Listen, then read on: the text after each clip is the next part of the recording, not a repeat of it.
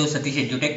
ఈ వీడియోలో మనము ఫిబ్రవరి 8వ తారీఖు నిర్వహించినటువంటి ఆర్ఆర్బి ఎన్టీపీసీ ఫస్ట్ షిఫ్ట్ లో అడిగినటువంటి మెమరీ బేస్డ్ క్వశ్చన్స్ చూద్దాం. ఓకే, సో ఫస్ట్ క్వశ్చన్ చూసినట్లయితే ఇక్కడ 4 సంఘటనలు ఇచ్చాడు. జలియావాలా బాగ్ సంఘటన, నాన్ కోఆపరేషన్ మూవ్మెంట్ అంటే సహాయ నిరాకరణ ఉద్యమం, నెక్స్ట్ ఫ్లాగ్ సత్యాగ్రహ, ఓకే జెండా సత్యాగ్రహం, అండ్ అదే విధంగా మనకు క్విట్ ఇండియా మూవ్మెంట్. ఈ 4 ఇచ్చి ఇవి జరిగిన కాలాన్ని బట్టి వరుస క్రమంలో అమర్చమని చెప్పి అయితే మనకు చెప్పడం జరిగింది. సో ఫస్ట్ చూసినట్లయితే జలియన్వాలా బాగ్ సంఘటన ఇది ఎప్పుడు జరిగిందంటే ఏప్రిల్ 13, 1919లో జరగడం జరిగింది, సో అమృత్సర్ లో. నెక్స్ట్ చూసినట్లయితే మనకు సహాయ నిరాకరణ ఉద్యమం ఇది ఎప్పుడు జరిగిందంటే 4th సెప్టెంబర్ 1920లో ఇది ప్రారంభం అవడం జరిగింది. నెక్స్ట్ ఫ్లాగ్ సత్యాగ్రహ 1923లో బ్రిటిష్ వాళ్ళకి వ్యతిరేకంగా మన జెండా ఎగిరేయాలని గాంధీ గారు చెప్పడం జరిగింది అనమాట. నెక్స్ట్ చూసినట్లయితే క్విట్ ఇండియా ఇది 1942 ఆగస్టు 8 మనకు ప్రారంభం అవ్వడం జరిగింది అనమాట. ఓకే, సో ఇవి మనకు జరిగినటువంటి క్రమాలు. ఫస్ట్ జలియన్వాలా బాగ్ సంఘటన, నెక్స్ట్ సహాయ నిరాకరణ, next flag Satyagraha, next quit India movement. So ఈ విధంగా మనకు ఎగ్జామ్ లో అయితే అడుగుతున్నాడు క్రమాన్ని. ఒకసారి ముఖ్యమైనటువంటి క్రమాలు 1885 కాంగ్రెస్ స్థాపన నుంచి 1947 మధ్య జరిగినటువంటి వివిధ సంఘటనలన్నీ చూడండి. నెక్స్ట్ అడగొచ్చు బెంగాల్ విభజన, ముస్లిం లీగ్ ఏర్పాటు, మింటో మార్లే సంస్కరణలు, అండ్ నెక్స్ట్ చూసినట్లయితే శాసనోల్లంఘన ఉద్యమం. ఈ విధంగా మనకు అమర్చమని అడిగే అవకాశం అయితే ఉంది. ఓకే, నెక్స్ట్ చూసినట్లయితే ఇవి ముఖ్యమైనటువంటి కొన్ని ఇంటర్నేషనల్ సంస్థలు ఇచ్చాడు. కొన్ని ఇంటర్నేషనల్ సంస్థలు ఇచ్చడం జరిగింది. ఇంటర్నేషనల్ సంస్థలు వాటికి సంబంధించినటువంటి హెడ్ క్వార్టర్స్ ఇచ్చి వాటిని ఈ క్రింది వాటిలో తప్పుగా ఉన్నదాన్ని గుర్తుపట్టమన్నారు. నాకైతే 3 హెడ్ క్వార్టర్స్ అంటే ఆప్షన్ మాకు చెప్పడం జరిగింది, ఏవేవి అడిగారు. ఫస్ట్ వచ్చేసి OPEC, organization of petroleum exporting countries అంటాం దీన్నే. So organization of petroleum exporting countries, వీటికి సంబంధించినటువంటి హెడ్ క్వార్టర్స్ ఎక్కడ ఉందంటే మనకు వియన్నా ఆస్ట్రియాలో ఉండడం జరిగింది, వియన్నా ఆస్ట్రియా. నెక్స్ట్ నాటో యొక్క హెడ్ క్వార్టర్స్ ఎక్కడ ఉందంటే బ్రసెల్స్ బెల్జియంలో ఉండడం జరిగింది, NATO North Atlantic Treaty Organisation. Next UNICEF అంటే United Nation International Children's Emergency Fund అని పిలుచుకోవడం జరుగుతుంది.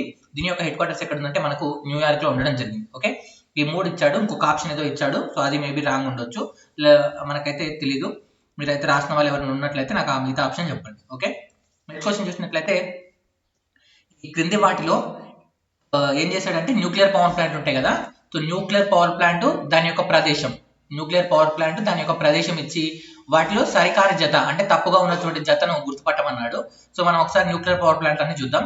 ఓకే, క్రాకపార్, ఈ యొక్క క్రాకపార్ అనేటువంటిది మనకి ఎక్కడ ఉంది, గుజరాత్ లో ఉండడం జరిగింది.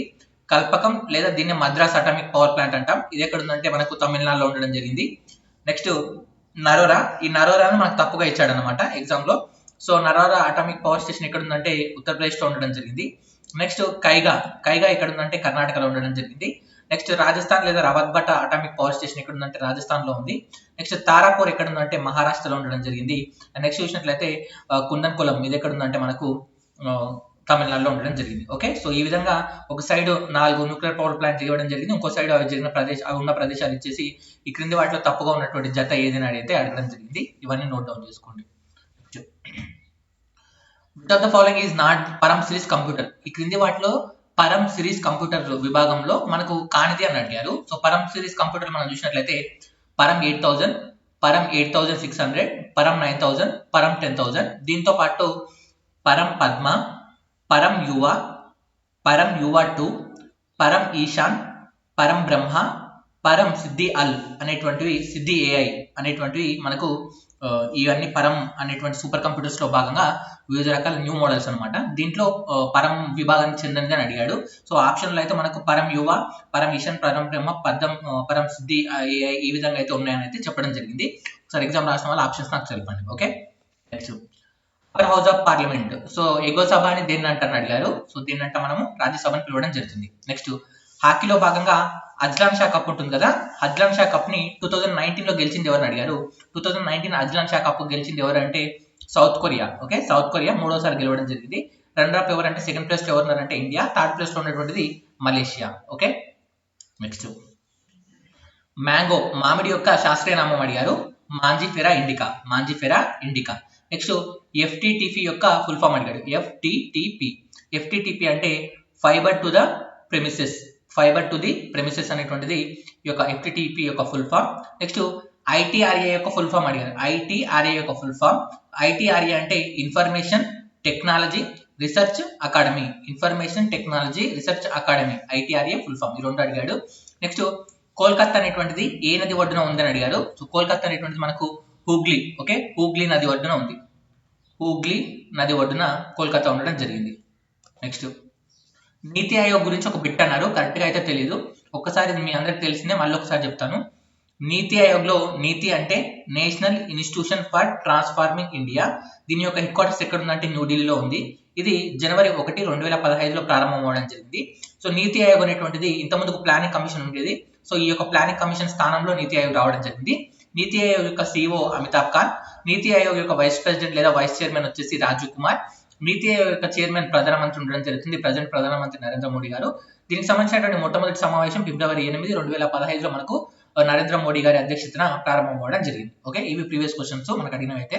నెక్స్ట్ మైకెల్ ఓ డయర్. సో ఇతను జలియన్ వాలా బాగ్ సంఘటనకు కారణమైనటువంటి జనరల్ అన్నమాట. సో ఈయనను ఎవరు చంపారు అని అడిగారు. సో ఎవరు అంటే ఉద్దమ్ సింగ్ మనకు బ్రిటన్ పార్లమెంట్ లో చంపడం జరిగింది మైకెల్ ఓ డయర్ ని. ఓకే, నెక్స్ట్ చూసినట్లయితే ఇండియన్ కాన్స్టిట్యూషన్ లో ఇండియా మరియు యూనియన్ టెరిటరీస్ లిస్ట్ ఎక్కడ ఉందని అడిగారు. అంటే ఇండియాలో ఉండేటువంటి రాష్ట్రాలు, కేంద్ర పాలిత ప్రాంతాలు ఉంటాయి కదా, వీటికి సంబంధించినటువంటి లిస్ట్ అనేటువంటిది ఎక్కడ ఉందని అడిగారు. ఎక్కడ ఉందంటే ఫస్ట్ షెడ్యూల్లో ఉంది. ఎన్నో షెడ్యూల్లో ఉంది? ఫస్ట్ షెడ్యూల్లో ఉంది. కొంతమంది ఏమన్నారంటే union list, state list, concurrent list అనేటువంటిది ఎక్కడ ఉందని అడిగారు. ఏ షెడ్యూల్ అన్నారు. అంటే కేంద్ర జాబితా, ఉమ్మడి జాబితా, రాష్ట్ర జాబితాలు ఏ షెడ్యూల్ అన్నారు. సో ఈ union list, state list, concurrent list ఎక్కడ ఉన్నాయంటే 7th షెడ్యూల్లో ఉన్నాయి. ఓన్లీ రాష్ట్రము అంటే మన రాష్ట్రాలు, కేంద్రపాలిత ప్రాంతాలకు సంబంధించినటువంటి ఇన్ఫర్మేషన్ ఎక్కడ ఉందంటే మొట్టమొదటి షెడ్యూల్లో ఉండడం జరిగింది. ఓకే, నెక్స్ట్ నయాగరా ఫాల్స్ ఉన్నాయి కదా, ఈ నయాగరా ఫాల్స్ అనేటువంటివి ఓకే, సో ఏ రెండు దేశాల మధ్య ఉన్న ఈ విధంగా అయితే అడగడం జరిగింది. So America, Canada. Okay, so ఈ విధంగా అయితే అడిగారు. ఒకసారి చూడండి ఆ టాపిక్ ని, ముఖ్యమైన జలపాతాలు అనే టాపిక్ అయితే చదవండి మీరు. నెక్స్ట్ ఇక్కడ చూడండి, ఇండిగో అంటే నీలి మందు ఉంటుంది కదా, నీలి మందుకి సంబంధించినటువంటి విప్లవం ఏది అని అడిగారు. ఏది అంటే చంపరాన్ అన్నమాట. సో కొంతమంది ఏమో బార్డోలి సత్యాగ్రహానికి సంబంధించినటువంటి నాయకుడు ఎవరు అన్నారు. ఈ రెండిట్లో ఒక క్వశ్చన్ మాత్రమే అడిగారు. సో ఇండియో క్రాఫ్ట్ సంబంధించినటువంటిది అయితే చంపరాన్.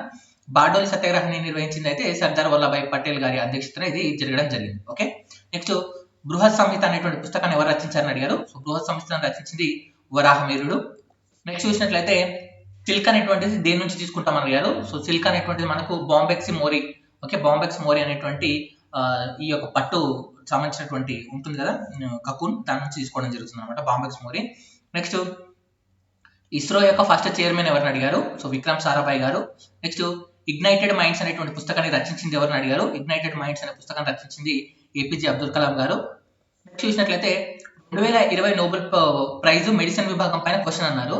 సో 2020 నోబెల్ ప్రైజ్ మెడిసిన్ విభాగంలో ముగ్గురికి రావడం జరిగింది. ఎవరికంటే Harvey J Alter, okay, next Michael Houghton, next Charles Rice, ముగ్గురికి రావడం జరిగింది అనమాట.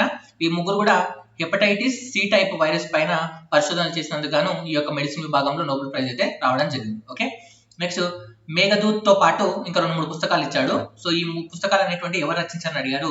సో మేఘదూత్ తో పాటు ఈ మిగతా పుస్తకాలు ఎవరు రచించారని అడిగారు. ఎవరు అంటే కాళిదాసు రచించిన ముఖ్యమైన పుస్తకాల లిస్ట్ ఒకసారి చూసుకోండి. నెక్స్ట్ 100 రోజుల గ్యారంటీ పని ఇవ్వడం జరుగుతుంది కదా కేంద్ర ప్రభుత్వం, ఆ పథకానికి ఉన్నటువంటి పేరు అడిగారు. సో మనగ్రా అంటాము. Mahatma Gandhi national rural employment guarantee scheme.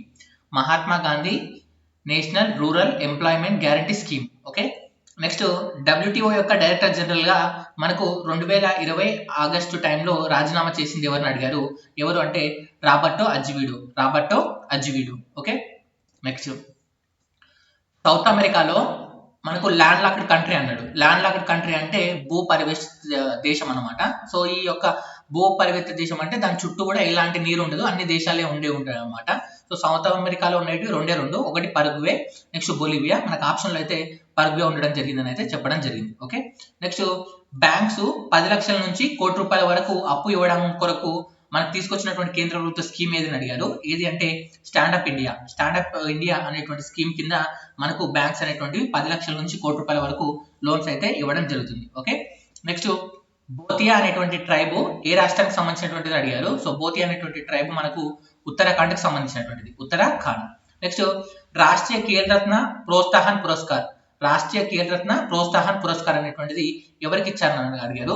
So మనకు ఆప్షన్స్ అయితే తెలియదు. రాష్ట్రీయ ఖేల్ రత్న ప్రోత్సాహన్ పురస్కార్ అనేటువంటివి వివిధ వర్గాల్లో వివిధ వ్యక్తులకు ఇవ్వడం జరిగింది. స్పోర్ట్స్ డెవలప్మెంట్ కు గాను మనకు ఐఐఎస్ఎం అంటే international institute of sports management కి ఇవ్వడం జరిగింది.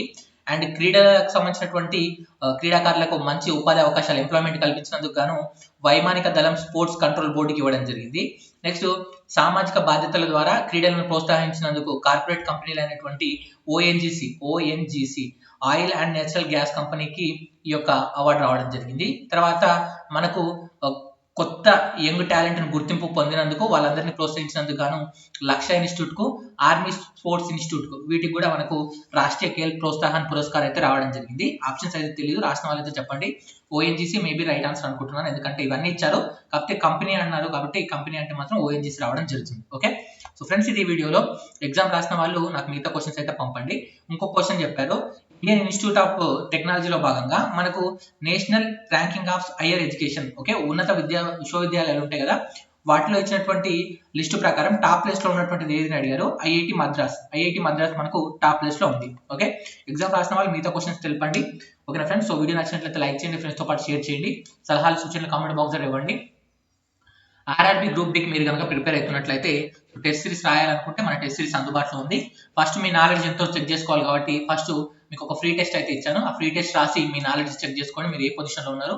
ఇంకా ఆల్మోస్ట్ 2 months టైం ఉంది కాబట్టి ఇప్పుడు ఉన్నటువంటి ఎగ్జామ్ రాసిన తర్వాత మీ స్కోర్ను బట్టి మీరు ప్రిపరేషన్ ఎలా చేసుకోవాలి, ఏ ఏరియాలో వీక్ ఉన్నారు అనేటువంటి తెలుస్తుంది. అండ్ దీంతో పాటు మీకు 15 గ్రాండ్ టెస్ట్ నేను కండక్ట్ చేయడం జరుగుతుంది. ఫీజు వచ్చేసి 160 రూపాయలు ఉండడం జరుగుతుంది. సో ఫ్రీ టెస్ట్ రాయండి, రాసిన తర్వాత మిగతా టెస్ట్ సిరీస్ గురించి ఆలోచించండి. ఫ్రీ టెస్ట్ లో మంచి స్కోర్ వస్తే దాన్ని బట్టి మీరు టెస్ట్ సిరీస్ తీసుకోవాలా వద్దనేటువంటి డిసైడ్ చేసుకోండి. ప్రతి టెస్ట్ 3 సార్లు రాసుకోవచ్చు, 6 months వ్యాలిడిటీ ఉండడం జరుగుతుంది. అండ్ ప్రీవియస్ ఎన్టీపీసీ మరియు గ్రూప్ డిలో అడిగినటువంటి 1200 మ్యాథ్స్ బిట్స్ వీడియో ఎక్స్ప్లెనేషన్ ఉండడం జరుగుతుంది 15 గ్రాండ్ టెస్ట్లతో పాటుగా. అండ్ ఎక్స్ట్రాగా మీకు ఇంకా 2000 ప్రీవియస్ లో అడిగినటువంటి జిఎస్జికే బిట్స్ ఇస్తాను. ఇవన్నీ కూడా మనకు గ్రూప్ డి ఎన్టీపీసీ ఎగ్జామ్ లో అడిగి ఉంటాయి అనమాట.